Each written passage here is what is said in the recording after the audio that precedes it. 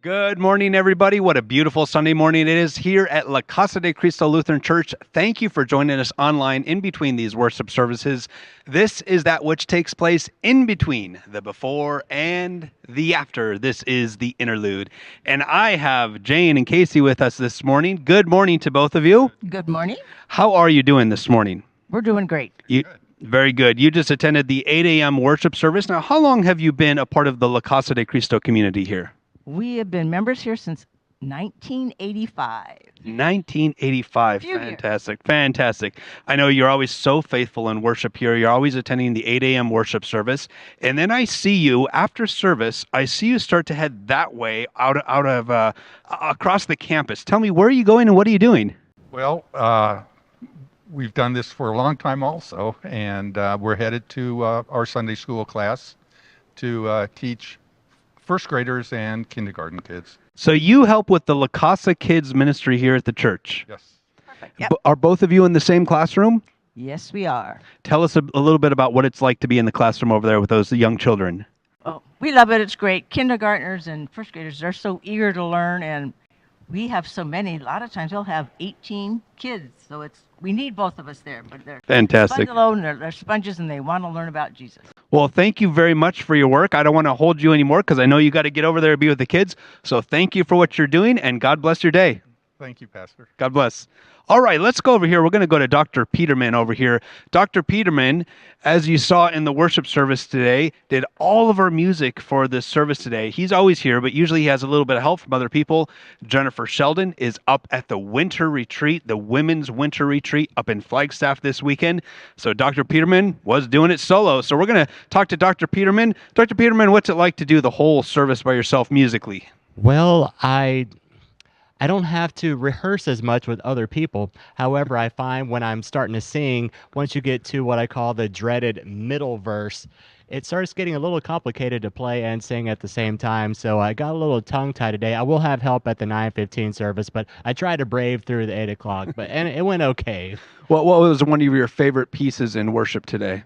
I really liked my offertory because it has a simple melody, and I played with our chimes and harp. I used a few of our toys, but sometimes the most beautiful things don't have to be complicated. And this was a very straightforward message about Lord and light, and there's nothing that was going to cloud the message. It's just sweet sounds, sweet melody. And can I tell you about some of the things that I used on the organ today? Please, go ahead. There is a function on the organ that it mostly worked today until I forgot to turn it on, and it's called the transpose function. So you'll find that when I'm leading the singing, often the hymns are going to be a little bit lower than they might be printed or you might have in your ear because it just fits my voice type. I'm more of a bass baritone. I definitely don't want to sing high. Like Jennifer really likes them high, so higher the better. But for me, the lower the better. But what I do, I have this neat little transpose function. If you can zoom into the screen over here. So here it has transpose off. So that means if I play a C, it's going to sound a C. So most of the hymns, I will crank it down maybe 1 or 2 steps. Well, I forgot to do that on the last hymn. And there's a high E, which if you know anything about music, high E's, basses and altos don't really like those. So I started thinking, ooh, this sounds kind of high, a lot higher than it did yesterday. And then I looked over and then saw that I had not turned it on at all. So once I got to those notes, I just had to sing a little bit. We call it jumping down the octave. So that was a grimace to myself. But of course, I'm on camera, so I can't grimace at all. It's just an internal kind of plight. So you're going to be able to give us a little sampling of this, what you're talking about today? Sure. All right, so I will just play a chord here. So that's with it on. That's with no transpose, and you'll be able to hear it.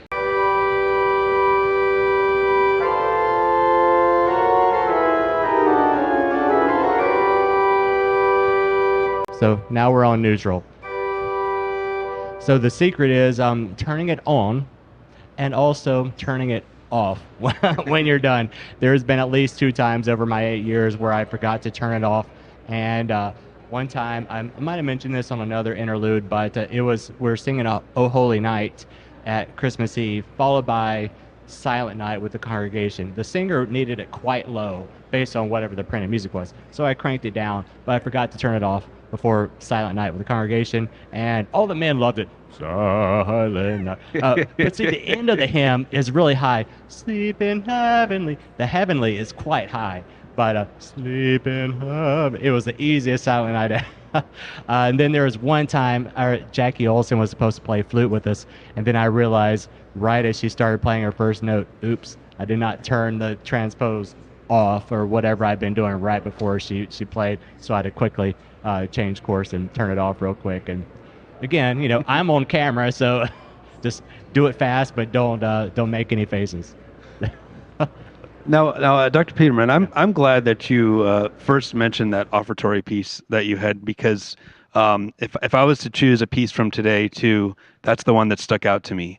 Really beautiful, really beautiful.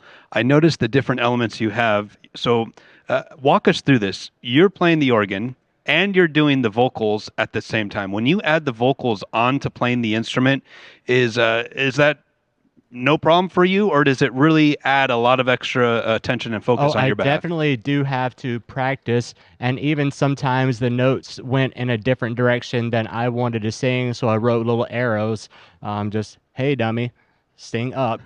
Don't go down, despite what you want to do. Down, go up. Yeah, I throw myself little hints. Whatever can, 8 o'clock comes early. So whatever hints I can give myself to make it a successful rendition.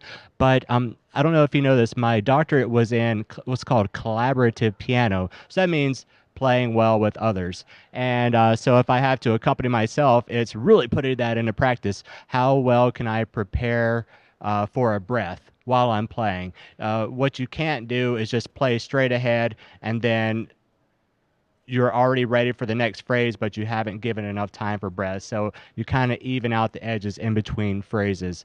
So of course, if I'm playing and singing, I can do even more of that. Or I can, unfortunately, I can't clear my throat because I've got what we call the countryman right here.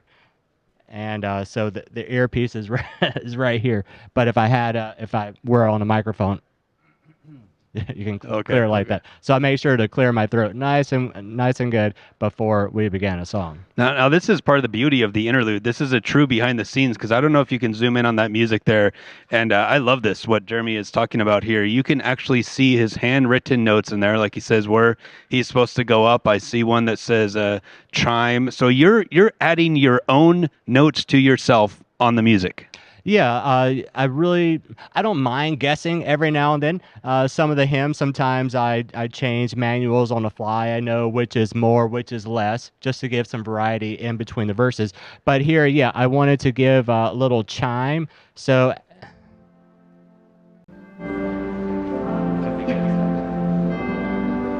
I thought, oh, a chime would be nice right before my Laudamus Te. And then I have a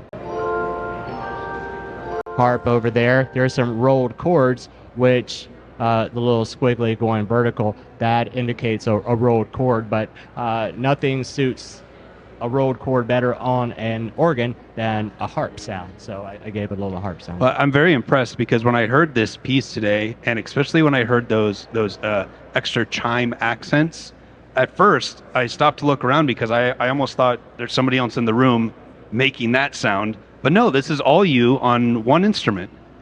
I do try and share the fun whenever somebody somebody wants to join me. Today I just decided let's do it all by myself. But the chimes, which are behind the large cross to the left of the altar over there, they are made out of the same metal as you might see orchestral chimes where people are malleting them. Yeah, same type of instrument, but here just the keys are able to do it. Well, if you're going to join us for the 9:15 a.m. worship service, make sure you listen for that. Pay attention to that. It's the offertory piece, and you will hear all the different musical elements, all coming from this one instrument, all from the same musician, with Jeremy's vocals on top of that as well. Jeremy, can you just give us a little sample of that song? Not too much, because we don't want to give away the whole thing, but just a little bit of it. Let's see if I can play with one hand and sing and hold the microphone. I bet I can. I've got my brace on. I didn't know if we were going to walk or not, but I'm able to play with the brace off generally. Here's one-handed Dr. Peterman.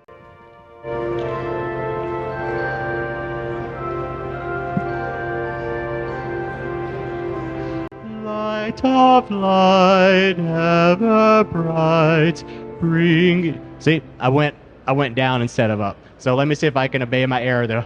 Light of light, ever bright, going up, bringing day to darkest night. Everywhere hear our prayer, give us eyes to see. Laudamus te. Great job, Jeremy. Great job. Now, talk to me about the lyrics of this song. What is this communicating to us in regards to worship? Well, we have little Latin interjections there. Laudamus te, we praise you. Benedicimus te, we honor you. And adoramus te, we adore you. So pretty straightforward lyrics there. And then since we are in the season of Epiphany, I thought a song about light would always fit in quite nice. So everything else is just announcing or asking, pleading to hear our prayer and giving us the words to say those prayers. Jeremy, this is definitely a keeper for future worship. This was a outstanding piece. You'll see it at 9:15. You will notice this as well too. But it also, as soon as I heard these lyrics, I also immediately thought Epiphany and the celebration of the revealed God with us, the light of the world. So thank you for bringing this into worship for us. My pleasure. Are there any other elements in worship today that you want to highlight for us in the interlude?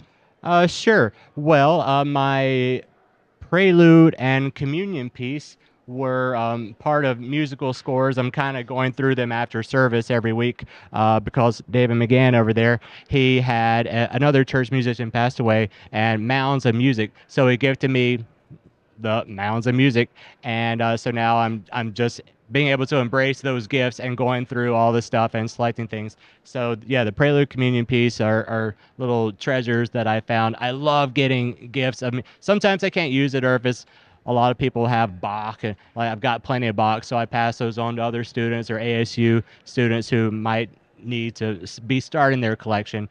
But yeah, I'll always be grateful for those, and then I pass them off as needed. So yeah, little treasures from Always going through new music. Thank you so much, Dr. Peterman. We always need the reminder of your history with the organ. Remind all of us watching online. When was it you first started playing the organ? How many years have you been doing this? Well, my first prelude, I remember seeing the score. I wrote it, I believe, January 6th, 1997. So coming up on 30 years, 30 years in January of 2027, I suppose. That was my first day on the job. I had been playing piano a little bit at my church in North Carolina, and then one day the organist, he retired. I guess it wasn't all of a sudden, but the pastoral staff and board members, they got together and said, hey, we'll pay you to learn to play the organ. I was 16 at the time, and I thought, well, sign me up. I don't know if I had a job or not at that point with a golf course as well, but can I tell you how much I made then? Oh yeah, we want to know. They said we'll pay you $150 a week. Like in high school, sadly, 16 years old? Yeah. Incredible. Sadly, one of my students, she just had a pianist job come up about 2 or 3 years ago. The pay was still the same for high schooler, 150 a week. But, as a high schooler, I felt like I was making a kill. Like it was a great time. So that was a Wednesday night rehearsal. But of course, I had to cram all the information about the organ. And so quickly we started taking lessons. But it was a good incentive to learn because, well, we'll pay you to learn. But the piano had been definitely my choice to get the skills, so I didn't really have a problem with trying to practice many hours a day. And then how did you end up coming out here to Arizona for Collaborative piano? Okay. Collaborative piano. My master's and then my doctorate too. And it was all paid for by the fine taxpayers of Arizona, so thank you. Well, you gotta be a financial savvy person to pursue master's and doctoral programs, right? You don't want to have hundreds of thousands of dollars in debt. So I'm grateful to all the Arizona citizens that helped make my tuition cost free. Well, you heard it here on the Interlude. Our tax dollars have paid off. Dr. Peterman shares his blessings of musical gifts with us every Sunday here at La Casa de Cristo. Thank you, Dr. Peterman. Great pieces today. Watch for that incredible music at 9:15 worship. We're about to go into it now. Thanks for joining us for the Interlude. God bless you.